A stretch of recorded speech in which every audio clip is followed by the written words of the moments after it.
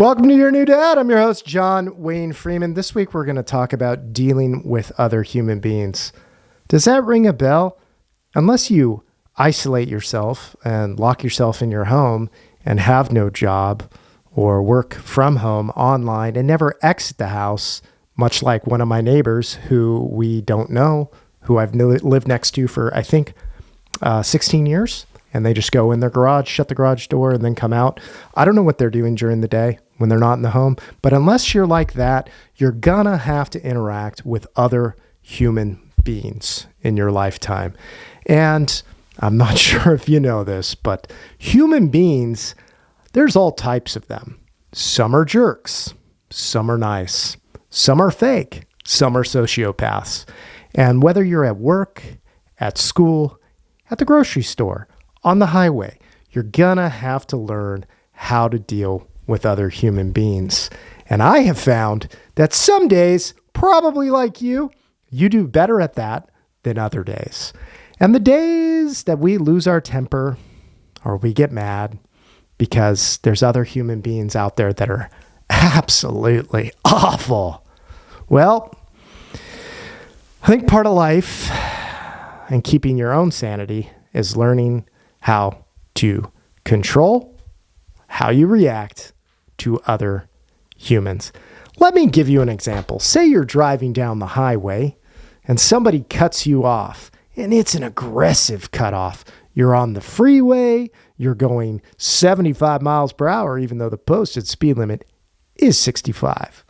And someone just almost takes off your front bumper, and you're thinking to yourself, wow, that wasn't even necessary. It's not even filled with traffic right now. This person just did this to me, and it almost feels intentional. Is it because I'm driving a Tesla? And that's apparently the vehicle that bad people drive at the current moment. Well, it might be.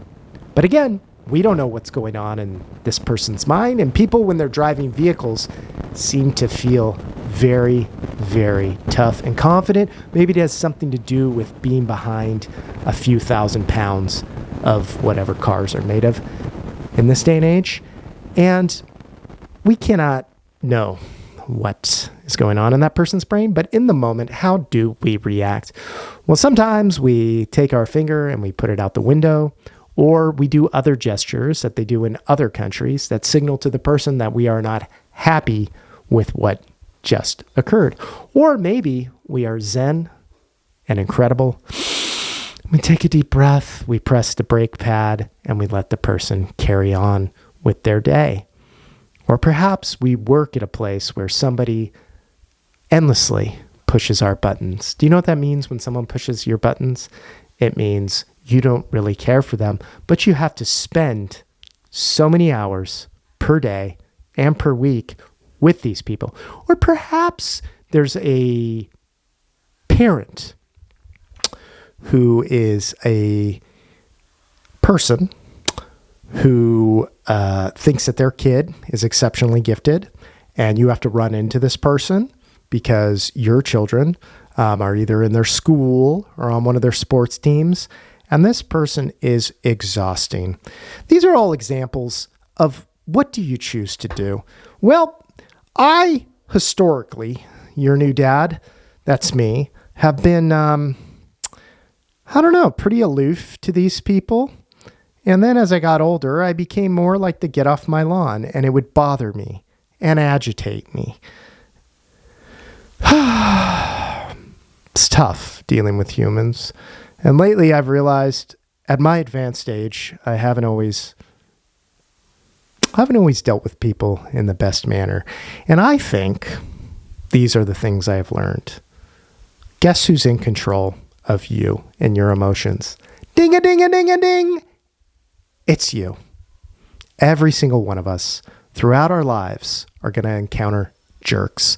You probably met your first jerk in your family. Maybe it was your real dad, huh? That's a fun day when you realize your dad stinks.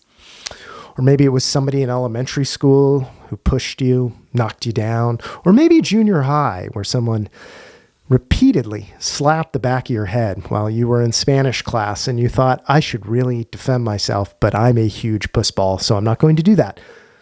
Or perhaps, it was when you got a little bit older and you were dealing with somebody at the DMV who maybe worked there and wasn't so happy to be there, and they decided to make your life a living hell because you hadn't got a real ID yet.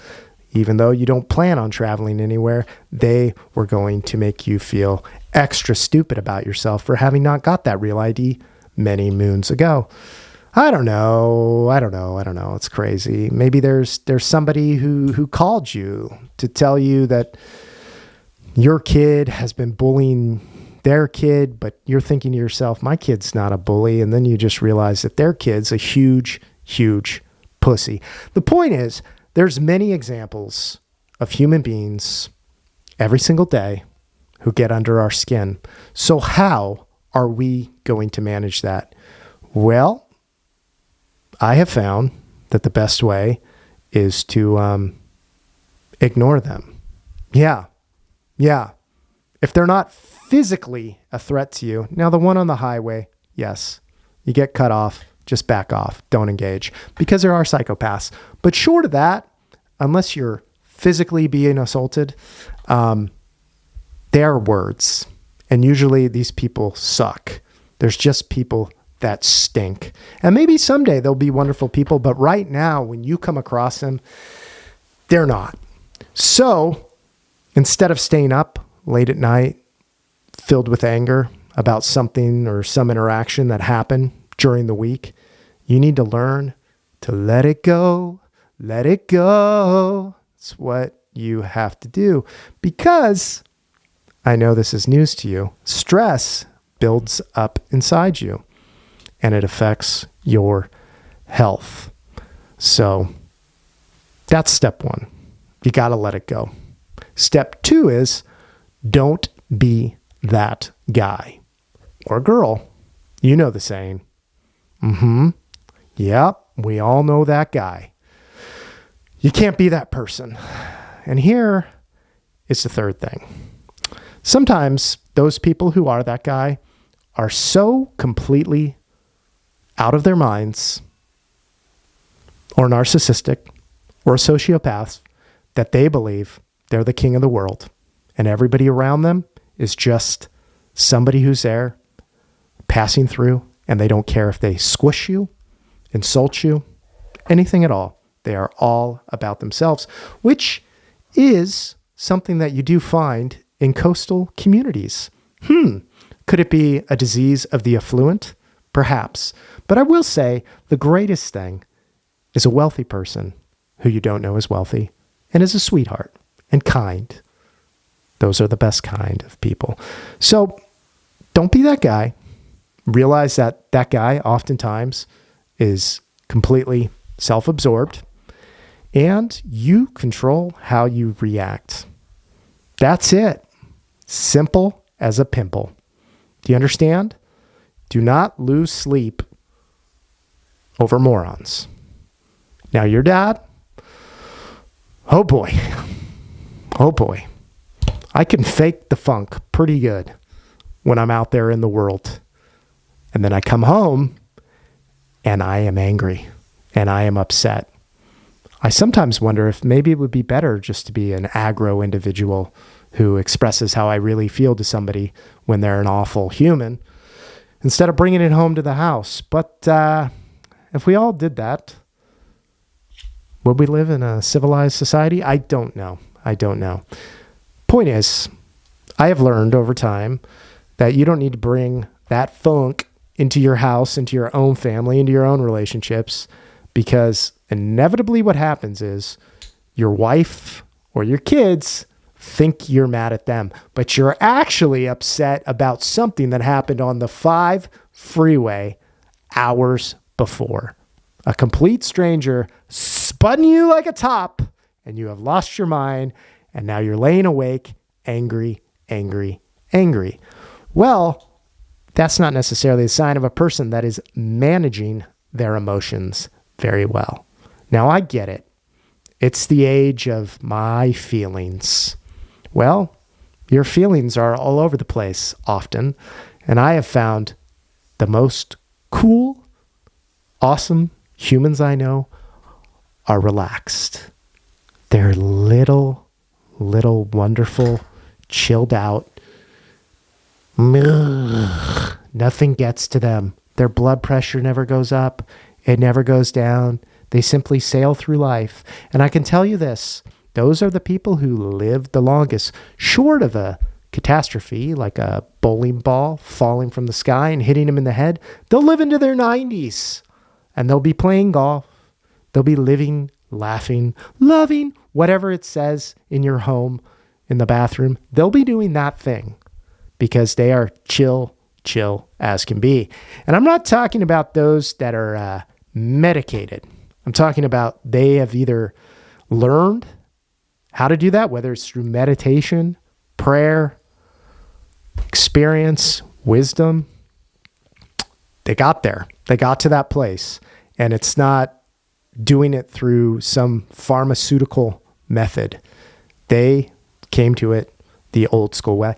And some of them are just born that way. We've all met chillax folks who seem to glide through life and they have a very pleasing, happy disposition. And their attitudes are beautiful. That's what your dad's trying to be. Because shouting into the wind, being angry, guess who it damages? It damages only you and those around you. So this week, what I want you to do is think about how you're processing those emotions. When you're upset, you're angry, somebody did you dirty. What are you doing? Are you just letting it build up inside you? It literally, kids, shows on your face. We've all met an older person with a sunny disposition. They're 80-something years old, 60-something, 70-something. They got a beautiful smile.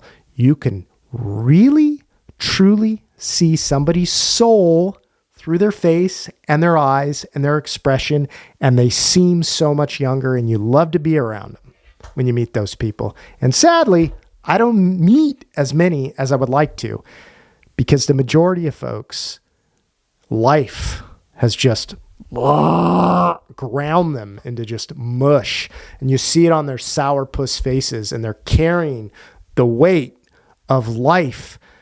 And maybe they did have a crazy life, but trust me when I say some of these people absolutely did not travel. You can go to a poverty-stricken country and meet some of the best people in the world that are rich in family, and then you'll meet just a miserable wretch who lives in an incredible mansion right on the ocean, and the person sucks.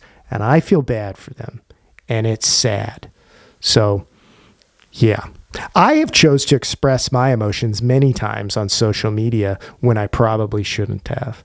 But I don't regret it because I think that's real, and I think it shows people that, yeah, that guy, he gets upset, he gets happy, he's all over the place, which is how most of us are. But I will tell you this, what I want for you, what I want for me is to be that calm, cool, collected person. Because guess what? You do everything better when you're relaxed. Seriously, performance-wise, all that stuff about flow state, whether you're playing a game or whether you're in school or whether you're taking a test or whether anything, the more relaxed you are, the better. And you never know what sort of can of worms you're going to open up when you make a bad decision.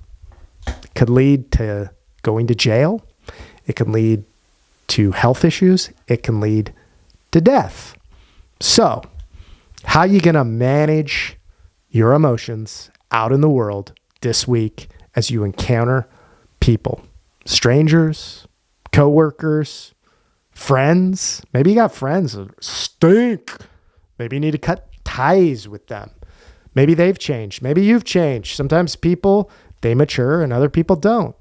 Point is this week, I want you to think about your thoughts that pop up when you get cut off on the freeway, when you're dealing with somebody else, when you're dealing with parents, other parents, when you're dealing with teachers that you can't stand. Like, what are you thinking?